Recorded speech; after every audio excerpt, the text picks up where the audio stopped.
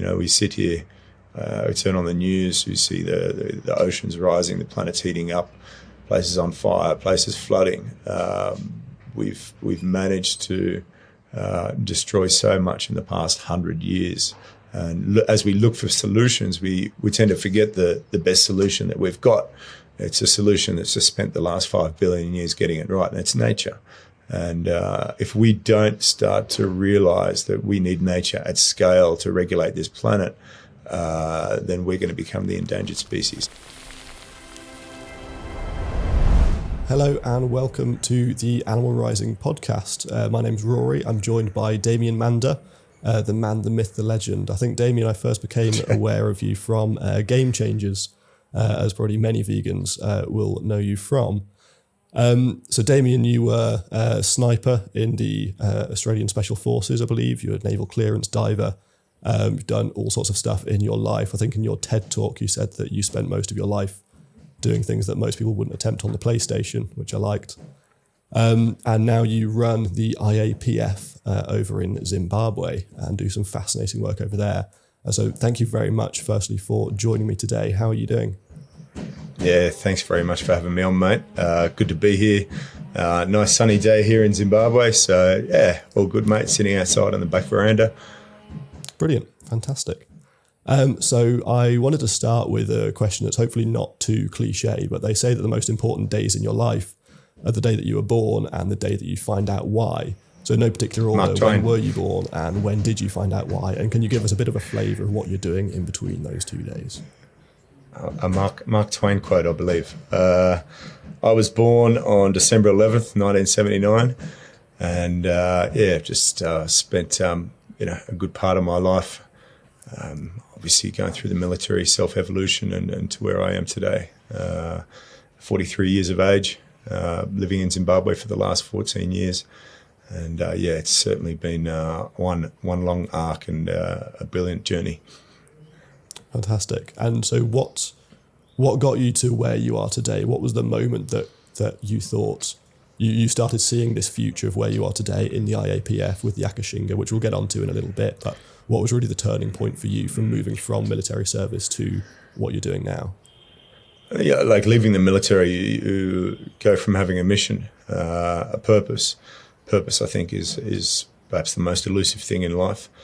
And you've got a brotherhood surrounding you, people that care about your life more than you care about it yourself.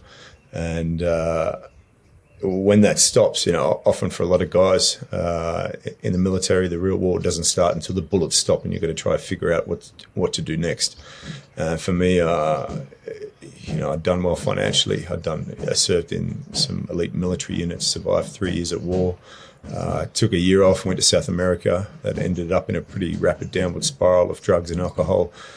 And I'd heard about anti-poaching a decade before, some barroom chat, and it seemed like a good next adventure. Myself, I would have considered myself a pretty self-centered, selfish person at that stage. Joined the military for adventure, went to Iraq for money, came to Africa looking for a fight, not a cause, and was actually seeing what was happening out here on the ground that made me start to really reflect on who I was. And people often ask for, when was the turning point? But ultimately, we're all a product of our past and its continuous evolution. And, if I'd gone to Africa a decade before and tried to start what we've started and grown today, I wouldn't have had the lens through which to see the world as what Iraq gave me. I wouldn't have had the rock bottoms that the drugs and alcohol in South America gave me. So, going through that self-evolution, the personal reflection, the life experience, just getting older, growing up. When we go off to war, we're often just kids going out to fight the arguments of old men. And you haven't really had the life experience to really reflect on what it is you're out there for. And then when it finishes and you're sort of looking back and you're like, shit, I've just spent the last 3 years of my life looking after resources in the ground and dotted lines on a map. And then you come over and see rangers working with very minimal resources. I just come from working within a $600 billion a year annual defense budget in Iraq.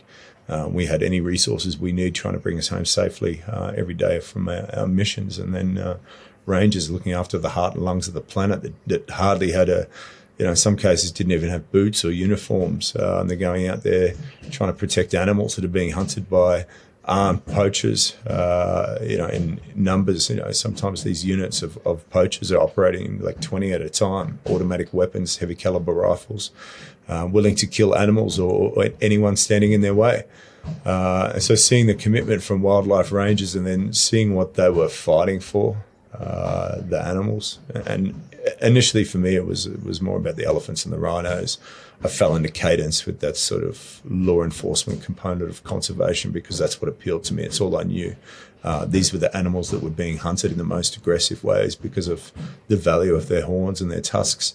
And I just got started working with an anti-poaching unit, trying to protect these animals, teach the rangers, and that just sort of started opening me up to not only seeing how other people operate and what their purpose and mission is, but really reflecting on who I was and that self-reflection and I suppose internal interrogation.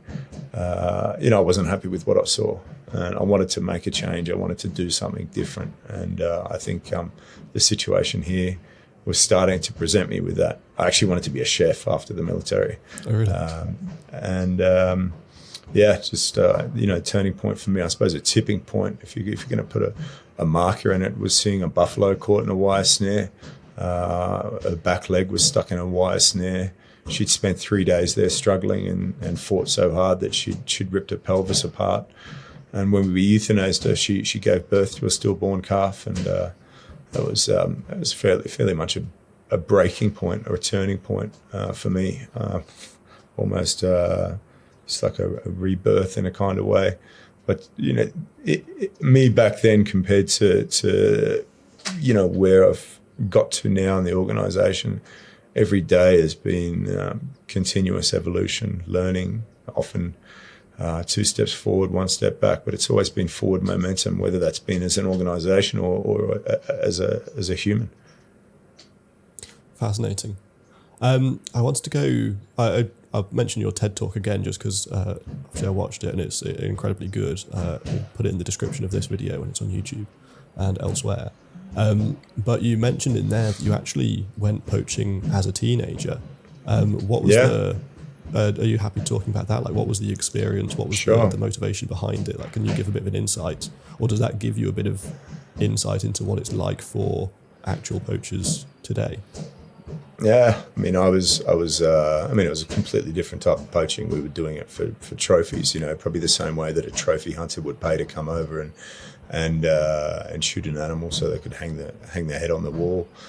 And I was never allowed to touch guns or shoot growing up. So, of course, you go off and join the military and start buying your own rifles and eventually become a sniper. But, my latter teenage years, we used to go out and poach deer.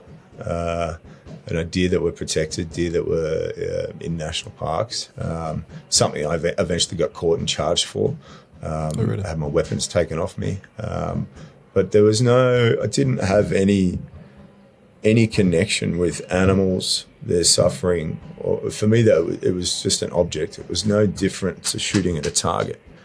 And, when I look back now, and people ask, how do you motivate people to care about animals? It's very hard to say, go and join the military, serve a bunch of years in Iraq and start an NGO, move to the other side of the world and fall in love with it that way. I think a lot of my transition, I'll say that, the most impactful thing I've done in my life was to go vegan. And the transition from starting an organisation where I just cared about trying to protect these animals because there were bad guys hunting them, to actually realizing the suffering that animals go through and what we as a species, the one species on this planet that's able to determine the level of suffering that all other animals experience. A lot of that was based on online literature and videos and movies like Earthlings in particular, people like Phil Wallen, listening to him talk. that's really when the penny dropped. And that was a very short transition for me. I'd spent 3 years walking around the bush at that stage, protecting one group of animals, coming home and cooking a different group of animals and having a complete disconnect with those actions. And it was not until I actually really started to research, and that research is so accessible, the information is out there, that I joined the dots. And look, people had certainly spoken to me over the years and said, you're getting up on stage and talking about saving animals and saving the environment, but you go through this violent internal opposition of creating all these excuses. Okay, so I'm looking after these animals. I've sort of got credits to go and eat these other animals, or chickens and cows aren't going extinct, or I've signed up to protect wildlife, not all animals. And I suppose this is all part of the transition we go through of the accumulation of truth, and then at the end ultimately being honest to your conscience. And I think, for me, being honest to my conscience is the most important thing I can do. I can bullshit other people. You can't bullshit yourself. Yeah. I mean, I've spoken to a lot of people about veganism in my time, done a lot of the outreach side of things here in the UK, because there's less, conservation, anti-poaching work to be done here, at least, because we're a few hundred years past that. But I've spoken to a lot of people on the streets, and so commonly it's people say that they're animal lovers, but just won't put the dots together. And I guess that might have been the case with you, with your conservation work, loving these animals, but then just not really realising that all animals are animals, which sounds tautologically true, of course. But it's so difficult to put two and two together. But when you do, it's like, wow, this world we're living in is pretty dystopian, and I had no idea what I was doing. And that was the case with me as well back when I made the jump a few years ago now. I did want to explore Zimbabwe a bit more, because one of these things that comes up in a lot of the conversations that I have is, well, it's all very well and good, you, i.e. me, going and promoting veganism or whatever, or fighting for animal rights in different ways. But people will say, oh, yeah, but it's such a Western-centric thing. Like it's all very well and good in the UK or in the USA or in Australia, going and arguing that we should be saving animals from exploitation rather than putting them into situations of exploitation. But you can't say that in other places around the world. And so I was really interested when I heard about you in Game Changers and in subsequent research and everything. You are, of course, Zimbabwe-based, and not only that, but you're IAPF, which of which the Akashinga are a part, which again we'll get onto very shortly, but is entirely plant-powered. So what is what is veganism like in Zimbabwe? How does that work? What a lot of people don't know is that large parts of Africa were raised predominantly on a plant-based diet, where meat was reserved for ceremonial purposes, and it wasn't overexploited. And then I think the introduction of Western culture into Africa, and not only Africa but other continents and countries around the world, where we see I want to have bacon every morning, and and a steak sandwich for lunch, and a roast for dinner. And it's a sign of wealth. And if you look at a lot of countries, and in particular in the rural areas where access to healthcare is extremely limited, some of the best medicine we can have is preventative medicine, and that's a healthy diet. So part of our program Akashinga is having it's what's called Back to Black Roots, and that's getting back to indigenous crops and teaching people from an ethical, environmental, and conservation and nutritional standpoint on why plant-based diet is so important. Teaching people how to grow their own gardens, how to prepare their own meal plans. All of our stuff. We've got a team of over 600 staff now, protecting 9.1 million acres across 4 countries. Wow. Operating in some of the most harshest environments on the planet, out there every day. In extreme heat, mountainous terrain, going up against armed poachers, and doing an amazing job, and they're doing all of that in a plant-based diet. And if they can do that out here, surely anyone anywhere can at least give it a shot. Wow, interesting stuff. The other thing I really want to find out about Zimbabwe is less about the plant-based, potential, but is, Animal Rising here in the UK. We focus a lot, especially over the last year, on what we term the kind of broken relationship between humans and animals and nature as well. And so this relationship, human, animal, nature, this kind of trifecta is broken in so many ways, but it is certainly broken. Like no matter how the cookie crumbles, we have issues and we need to solve them. And animal agriculture, of course, is a huge part of that, but also using animals in things like horse racing or experiments or whatever. It's broken down, and we need to know how to fix it. And what that looks like, we don't really know, and that's a big part behind the podcast, is to explore these ideas. But what is the relationship like in Zimbabwe, particularly within your experience, between humans, animals, nature? Like, is it essentially the same as what it is here, or is there different ways of thinking about the planet and the animals on it? What is it like over there in your experience, at least? I mean, it's quite different, I'd say, to in some aspects. In other aspects, it may be similar. And if I look at Australia as an example, kangaroos are considered a nuisance, but it's because 95% of Australia's population lives within 50 kilometres of the coastline.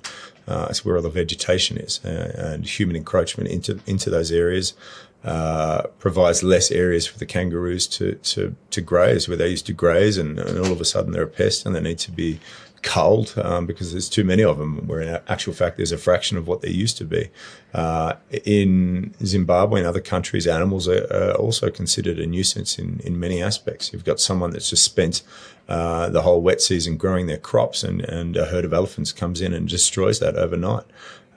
You've got lions and hyenas and other predators coming out of these ecosystems and taking people's livestock. And often livestock is not there to be eaten. It's seen as an asset. The same way as someone in the UK might buy an investment property, someone here might have a herd of 10 cattle.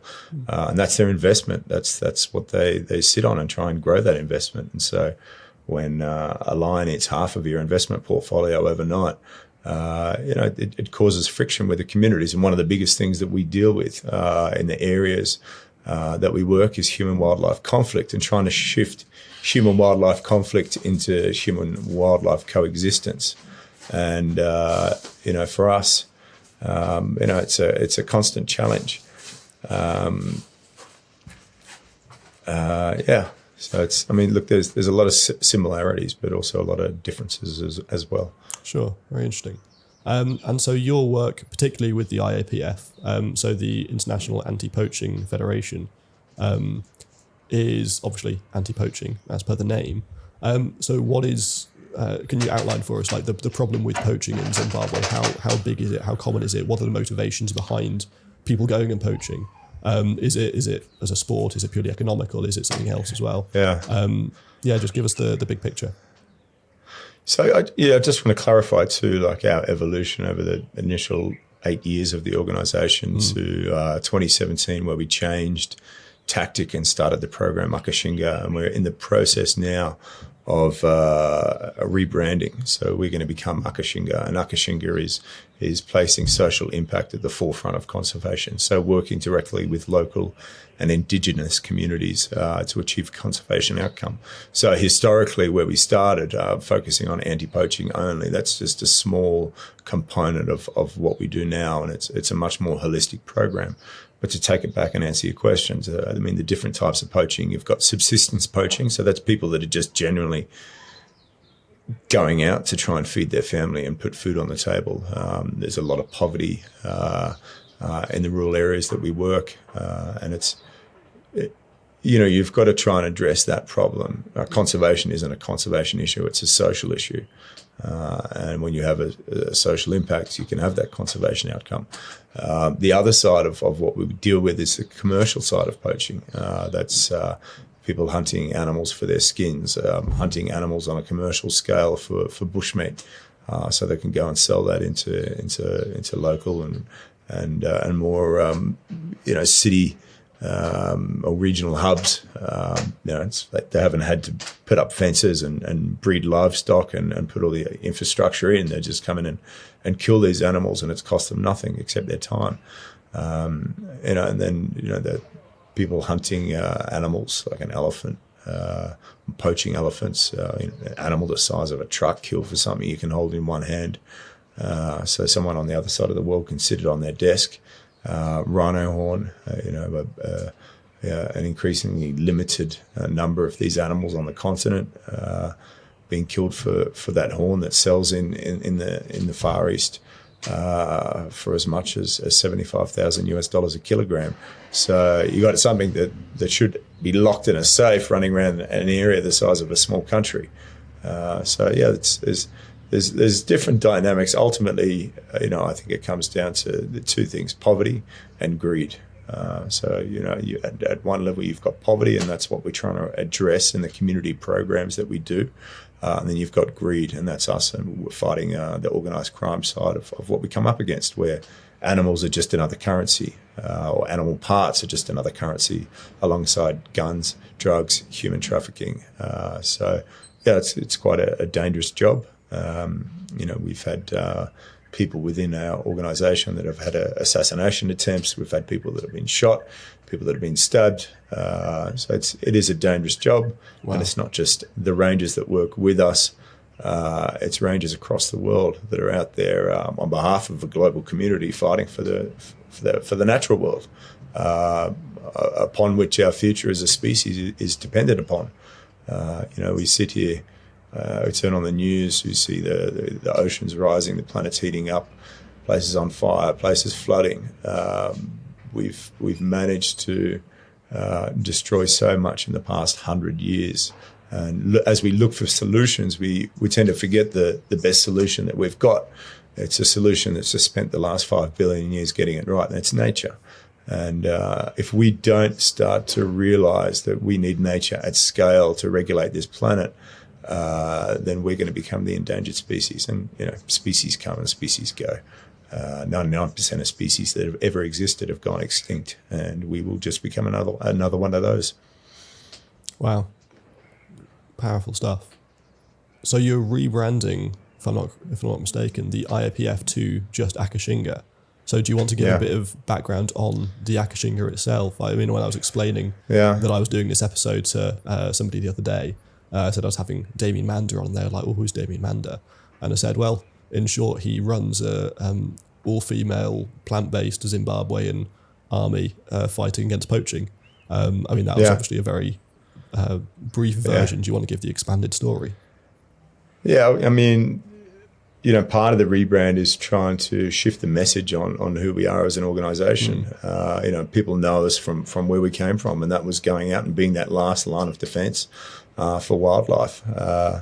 And you came to realise that, we're on a continent that's going to have 2 billion people by 2040. And you can't just continue trying to defend these wilderness areas with bigger fences and more guns and having an ongoing conflict with the local community. And we started doing a lot of research on what was the most impactful thing we could do to work with communities. And there was an overwhelming body of research that told us that empowering women was the single greatest force of positive change in the world today. Now, we were working in an industry of conservation where women were outnumbered in an operational capacity at a ratio of as much as 100 to 1. Wow. How could we get women into a traditionally male role in a very patriarchal society and turn the income, which are salaries for these rangers, into the most effective form of community development funding, which is money going into community level, at household level, into the hands of women, where they spend 80 to 90% of that salary on family and local community versus a male that spends 30 to 40%. And so we started doing a lot of research, more research on other law enforcement departments and even the military, the US military, that were deploying all-female counterinsurgency teams in Iraq and Afghanistan, because the trust system with men in these roles had been so broken down that traditional leaders would not sit down with men anymore. They wanted to speak with women. there's only so many times you can kick someone's door in at 3 o'clock in the morning and shine a torch in their face and a gun barrel and then sit down the next day and try and win the hearts and minds. And so that, we tried a bunch of different places to get this program off the ground. Nobody wanted to take that risk of having women in this role. And we eventually got a start in the lower Zambezi region of Zimbabwe on a former trophy hunting reserve. And when we negotiated this program with the traditional leadership and local government, they only gave us 3 days to trial this program with the assumption that it would fail. And we put the call out through the community and the community leaders that we would create a selection process over these 3 days to see if women would be suitable for the job. We'd looked at other roles that women were fulfilling in conservation. They were often limited to what they were exposed to, not giving them the experience necessary to be able to rise up and genuinely fulfill a management position. And so, like, if other industries were getting ahead by getting more women involved with leadership and management, but conservation wasn't creating that space for them to gain that experience, then are we going to be sitting here stagnating as an industry that's so important, with so much resting on our shoulders, to be able to preserve nature? So we needed to think outside the box. And the selection criteria for the initial 87 women that came to pre-selection were survivors of sexual assault, domestic violence, AIDS orphans, single mothers, and abandoned wives. What we didn't realise in setting that criteria was that we were actually getting the toughest in society. Anything we put them through was nothing compared to what they'd come from us to go back to. And about halfway through day one, we realised that we had something very different, something very special, and that's how Akashinga started. It's fascinating. I mean, I feel like I've watched all of the videos that exist on YouTube about the Akashinga at this point. And each time it's like, wow, this is real grit, real determination. And I think you said in one of them that there was I can't remember exactly the wording that you used or the context, but it was something along the lines of, you tried this once with a cohort of men, and after, I don't know how long, a week or so, only 3 of them were left. And then you tried it with women, and after a week or so, only 3 of them had dropped out. Why do you think that is? Yeah, I mean,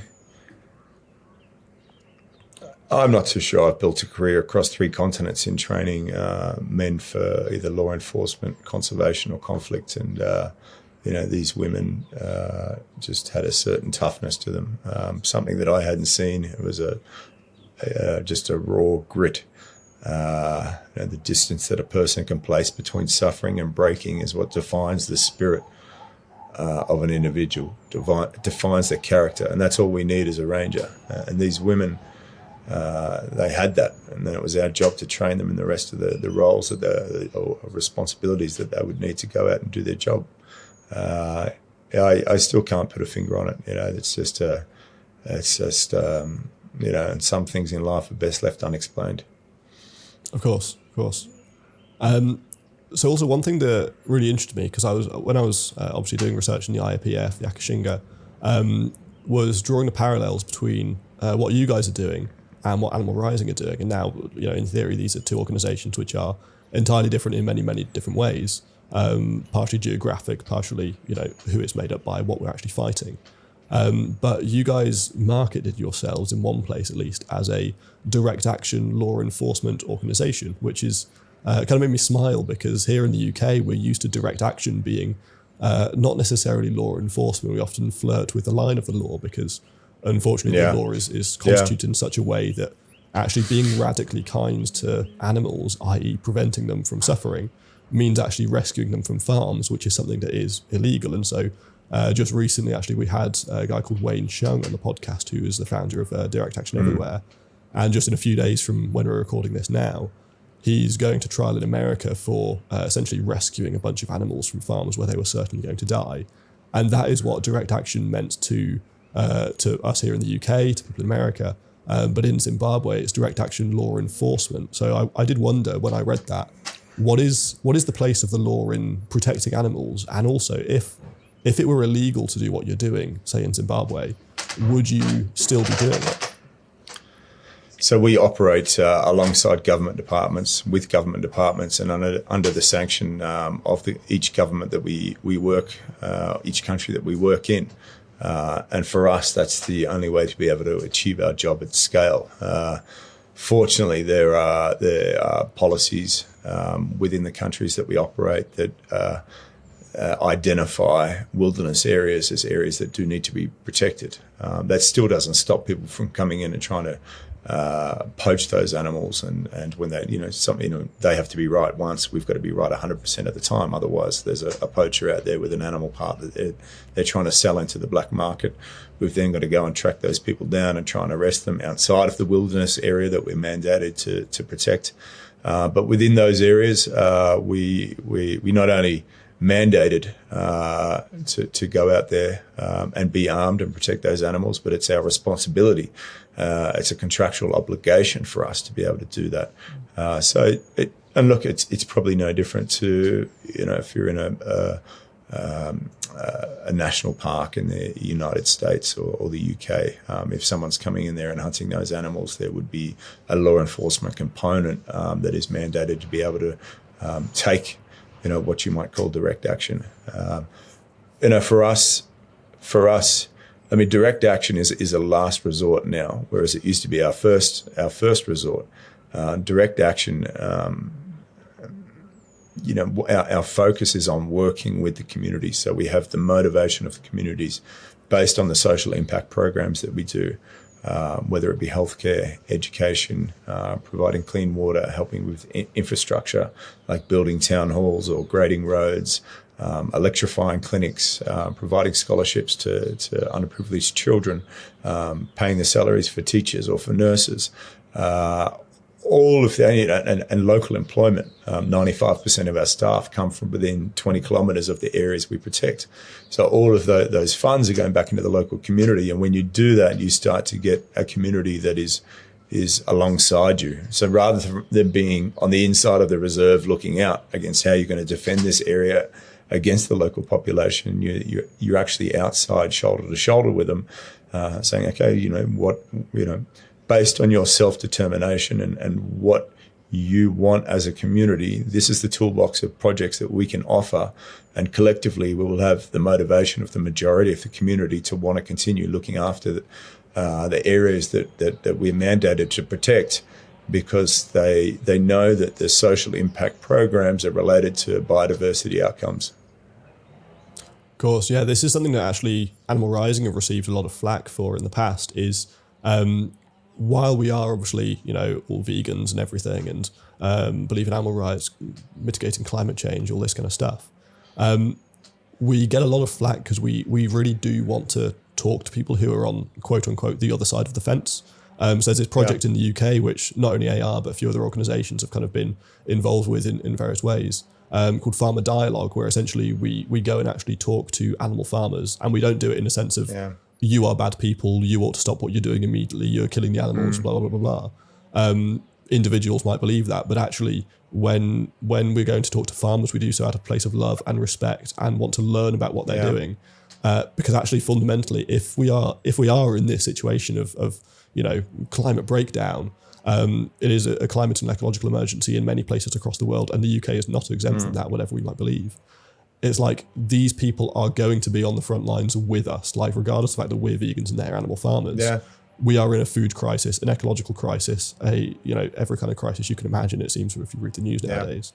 And so we need to build relationships with these people and get them to the front of protest lines with us, because then actually people might listen. And it is about building a community rather than creating rifts in it, because so many people just want us to yell down the opposition and descend into this kind of bloodbath. And it sounds, if I'm not mistaken, that it's a similar kind of motivation behind what you're doing over there with the Akashinga in Zimbabwe. So the parallel I can draw to that is the trophy hunting industry. And to differentiate, so poaching is people coming in and illegally shooting animals or trapping or killing animals without a permit or a license. Trophy hunting is where an area is owned by the local community or the government, and their income stream is selling hunts to mostly people from overseas to come over and shoot these animals. Now, if you were to take all of the wilderness areas across Africa and call that Africa's wilderness estate, 30% of that is national parks. The other 70% falls outside of national parks, and a lot of that is owned by local communities. Trophy hunting has been the traditional economic model for them to generate an income and to motivate conservation from those communities. Now, hunting as an industry is dying in many areas. You've got less animals to hunt, so less product, if we can call it that. You've got tougher regulations in terms of exporting those animals to places like the UK and the USA. And then you've got less people that want to come over and do this trophy hunting. So you've got less product, less clients, and tougher regulations setting the two. So where communities have relied upon this income stream for many years, that is dying. And as it dies, they look for alternate land uses for these areas. And that is a huge danger. It's a huge threat because then if someone moves in and cuts down an entire forest and plants a crop, you end up with these fragmented ecosystems and only pockets of success. So we wanted to look at hunting not as an argument to be had, but rather an equation to be solved. And to do that, we had to sit at the table with hunters and work with them. And all the areas that we have under contract and in partnership with local communities and governments are all former trophy hunting areas. These are areas that would otherwise have been lost to agriculture and human settlement. And we looked at our first area that we were operating in the lower Zambezi Valley in Zimbabwe.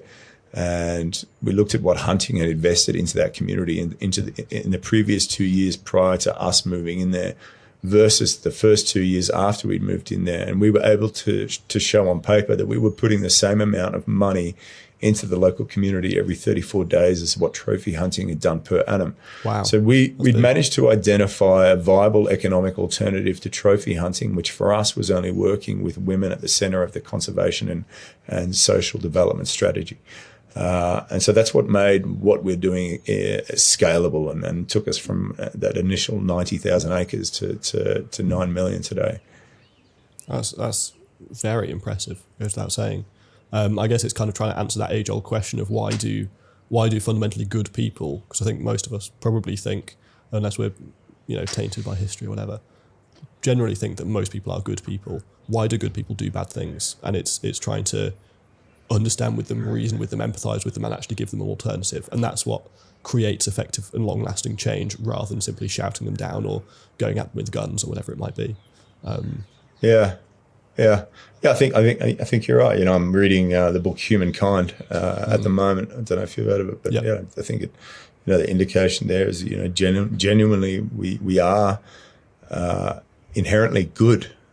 Some people do bad things, but as a species, we are good. We just sometimes we don't know the facts. We don't want to make the right choices, or we often think doing some good things gives us credit to do some bad things. But ultimately, and I also think, as we accelerate into this climate crisis, we are a species that's capable of huge things, amazing things that no other species has been able to do before in history. And but only when we're pushed far enough into a corner. And I think we're starting to understand that corner is approaching. Yeah, I'm familiar with the book. I think I was actually given it for Christmas a couple of years ago, and it's one of those ones I read a few chapters of and then got distracted because it was Christmas and put it down and I haven't picked it up since. But I guess it's, as I just mentioned, I guess it's so easy to fall into the trap of thinking that the people that you disagree with are by definition terrible because they disagree with you. And I think that's especially where I was for sure when I first went vegan anyway. For at least the first year or so, I was in such a pit of like, why don't these people see what they're doing? It's me versus the world, because I didn't know any other vegans at the time. And I think a lot of that actually comes, I don't know if you'd agree with this, but a lot of that comes out of the guilt that I'd felt from being who I was before, I guess, and then suddenly realizing that what I'd been doing was, in my new opinion, rampantly terrible. I think that guilt manifests often as anger. I don't know if you feel the same or if it comes from a different place. there's definitely a lot of frustration, because it's like, the penny has finally dropped, and we understand what we've been doing and what we've been a part of, and I'm not doing what I'm doing as any form of redemption. I acknowledge that what I've done in the past isn't right. This isn't me trying to get redemption. This is me going, hey, guys, we're in a shitty situation here as a species. Yeah. I don't want to be part of the generation that defines our failure as a species. We need, we've got big problems. We need big solutions, and this is us trying to roll out a big solution so we can have good impact. I'm looking forward, not backwards. I'm not forgetting the past, but just drawing on the lessons from that past to create better solutions going forward.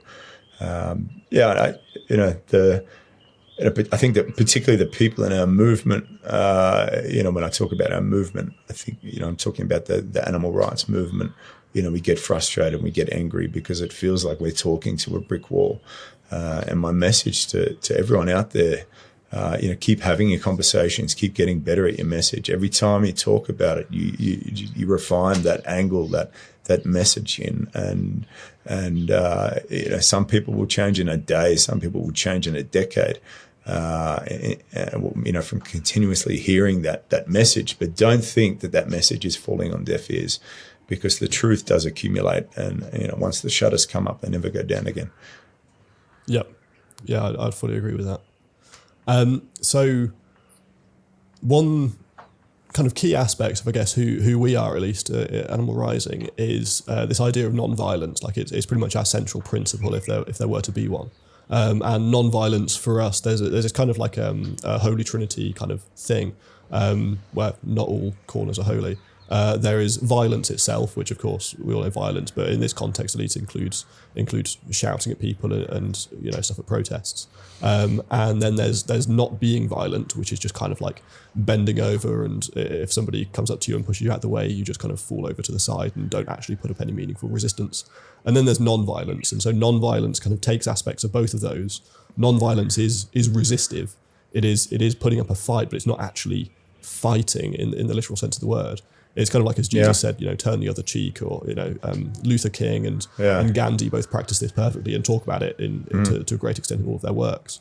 And we're always interested in the interplay between these three things. Like a lot of people are kind of just not being violent. Like they're just kind of like, oh, well, I'm vegan, or I'm environmentalist. I'm in my own little corner doing my own little thing, and that's fine. And that's that's fine to an extent. But a lot of people are actually violent, going and blowing stuff up, and chopping up in gas lines and everything like that.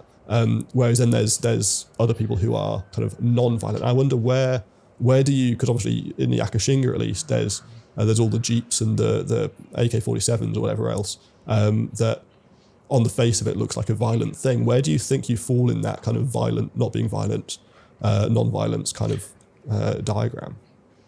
Yeah, it was one of the things that shifted the paradigm of our relationship with the community and made what we do scalable. And that was what I think women bring a different value system to law enforcement. The natural ability to be able to de-escalate tension in a potentially conflicting situation. Whereas, my background is counterinsurgency warfare.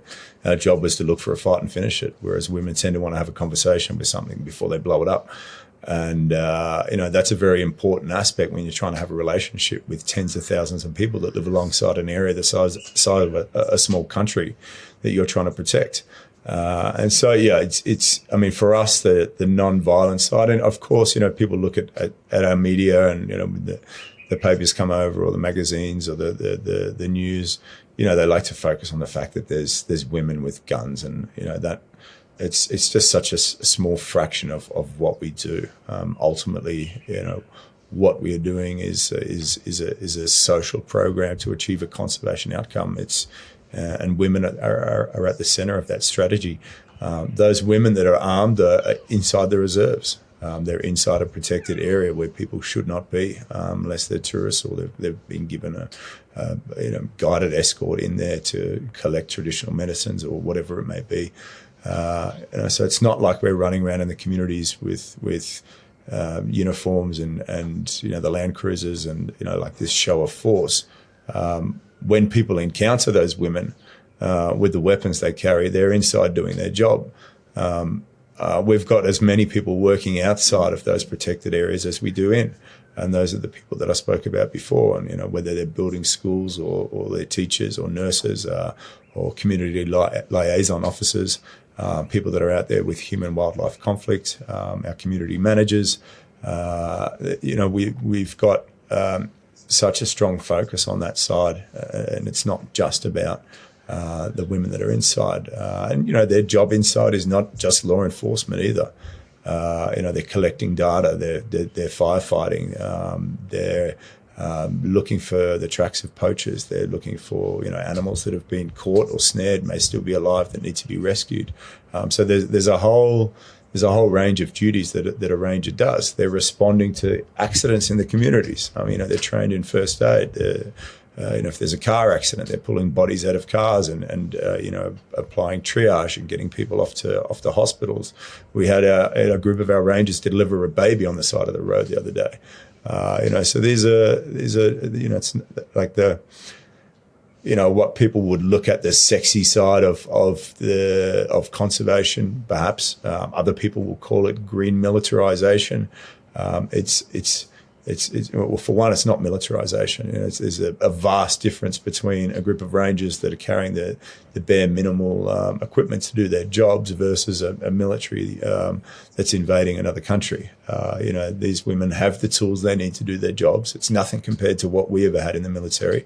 They're law enforcement, but they're also, you know, it's in between. You know, they're law enforcement with you know, the ability to escalate if they come into armed conflict with poachers.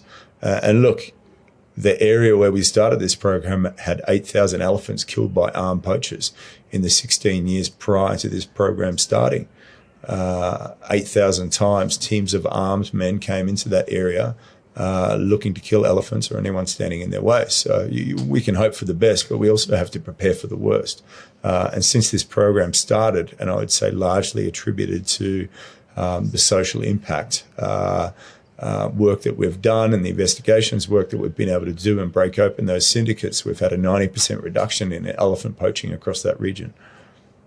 Wow, that is massive. So I was just thinking about the numbers in my head, and that's like 1.5 times a day, so maybe 10 times a week that these armed groups are coming in over the course of 8 years to kill elephants, and that's dropped down to once a week, which is a massive reduction.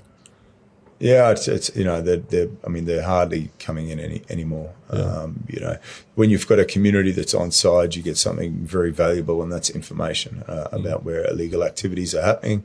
And of course, there's less people that want to perform illegal activities because they're now motivated by the fact that the community is benefiting from these types of programs, and they want to see a positive biodiversity outcome.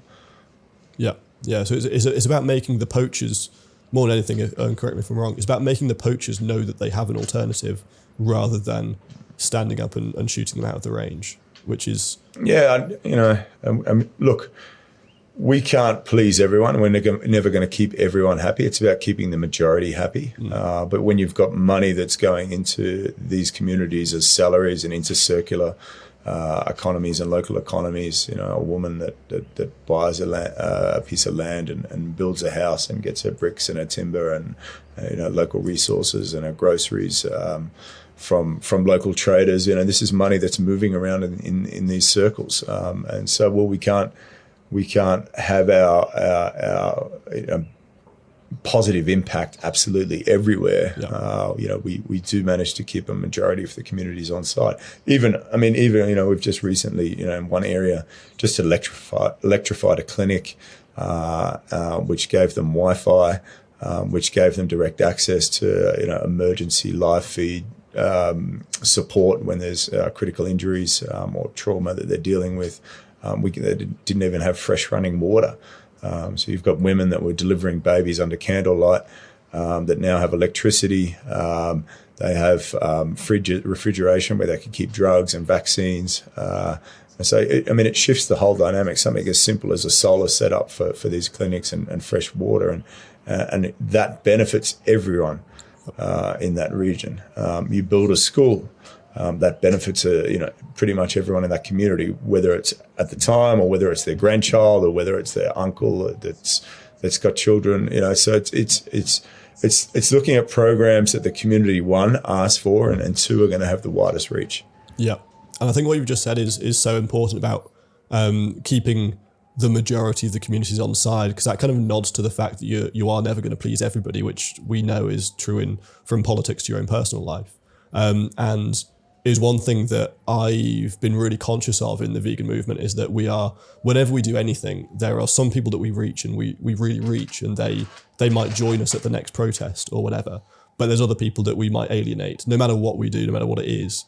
And just the other day, actually, I was at a Zoom call with an organisation called the Centre for Social Change, and we were looking in depth at the Grand National Action that Animal Rising did earlier this year, where 100 or so protesters broke onto this huge horse racing track in the UK to try and stop it. And we were looking at what was actually the effect of the public by that action. It is quite nuanced. There's a lot of people who brought on side. There's also a lot of people who weren't. And that's no matter what you do, that's always going to be the case.